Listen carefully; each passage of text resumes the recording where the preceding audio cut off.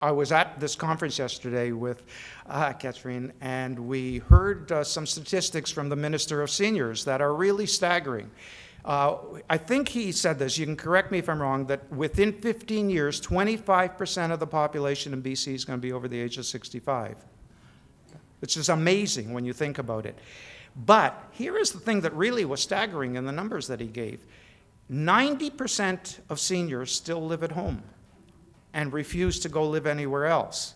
90%. Only 6% of seniors in BC are in residential homes. I think that's going to change a little bit because baby boomers are the most demanding people in the world. And when we get to that age where we need the care, you're going to see 4 seasons kind of residential care. I mean, you know, we're going to have, you know, limos deliver us to the door and do our shopping. We don't put up with anything less. But the point is that from a public health perspective, given how much money we're spending on a healthcare budget, the more we can direct it in the community, the more that you people do for the people that you take care of, the more we'll be able to manage with the really sick people who really require that kind of care in institutions where the cost is obviously much greater. Well, the first question is, what does a day in the life of a CHW look like? A typical day varies. The only thing that's typical about a day is that it's never the same twice. Yeah, what about you? For us, out in the Fraser Valley, a typical day starts an hour before you're supposed to be at work. You have to hear your voicemail and see where you're going. Oh, yeah. You don't really know your schedule until that morning. So there is no typical day. It's different every day, and that's what makes it interesting. That's what I love to do. There is no typical day. I can see anywhere between 1 client and 4 clients in one day. Typical days, like for me as a student, we're seeing 3 to 4 clients a day. What type of clients do you see? What are their needs? And yeah. I see all sorts of different clients. I see young clients that may have suffered an accident from a vehicle or a workplace accident. I see older people that have all sorts of different medical conditions. And they need all different levels of care as well. A lot of dementia, Alzheimer's, people with MS, ALS. We're doing a lot of post-surgical monitoring.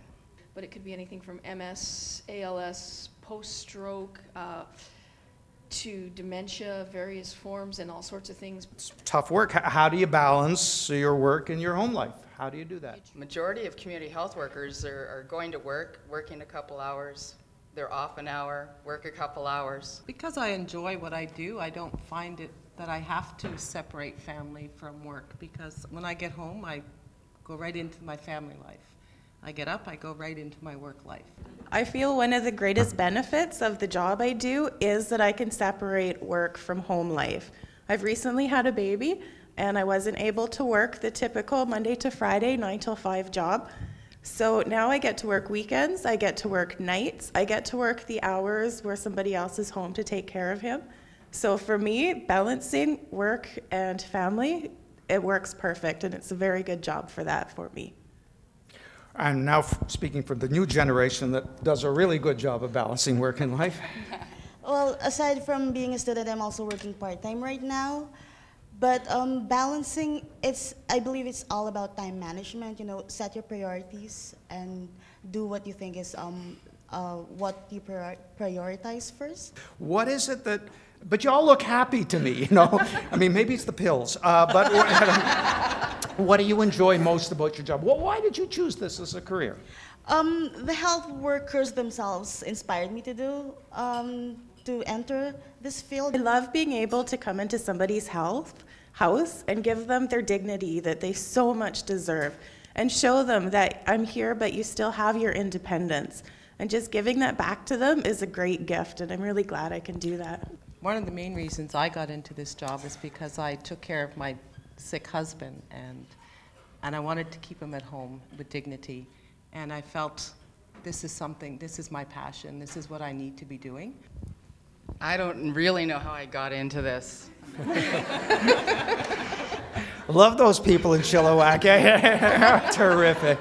I have to thank my mother. Ballsy. She said you're going to go to school, and she took me over to the college to register, and next thing you know, I'm taking the long-term care aid course.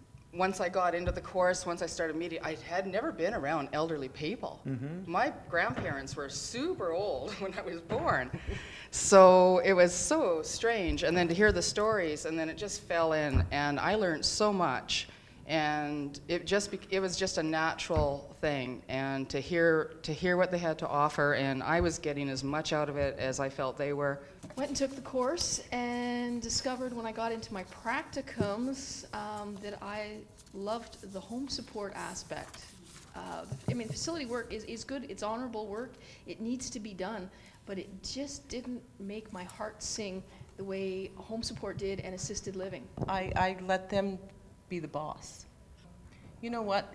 Let's pretend this is a spa day, and today is your spa day, and we're going to have the royal treatment. They just love it. So you get to see the close relationship and the bond you have with your client. It's not like any other bond you have. Could you share a story with us about why you love certain parts of your job and what encourages you to continue to be a CHW?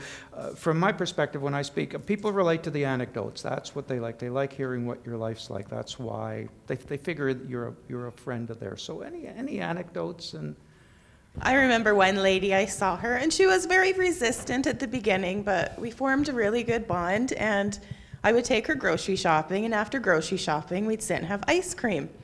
And she told me that I should be switching ice cream to frozen yogurt. And I asked her, like, how come? She told me I was getting a little round around the middle. And that's when I luckily got to tell her that I was 8 months pregnant at the time. is there a cultural problem? Do you run into a cultural problem? There is cultural problems, but you get around it. Cultural differences haven't been a big issue for me, but when I first started in this business, I was young, and that was a problem. I found that some of my coworkers have run into cultural differences, but if it's professionality, maintaining your professionalism as much as you possibly can, no matter what the circumstances is, and eventually you can usually work it out. Family members, most of them are very supportive. A lot of people don't understand what we do, they don't understand our job, and they don't totally know why we're there. So when they come in, even if it's for just a weekend visit, they don't know what to expect from us. Some people think we're Molly maids, and some people think we're doctors. So we get both ends of the spectrum there, and we have to show them what we do and explain to them. What's your relationship like with the medical profession? I do think we are appreciated, and I think it's becoming more and more that we're appreciated. We're the frontline workers. We're the people that go into the home. Our nurses, who are in charge of our delegation of tasks, really communicate well with us out in Fraser-Cham. They depend on us. So at the end of the day, would you guys do this again? Yes, Most definitely. yes, I would do it again. Yeah. Well, it answers that. Okay. So we'll move on. So it was just, for me, a really, really interesting exercise, and thank you very, very much for doing it. Weren't they terrific?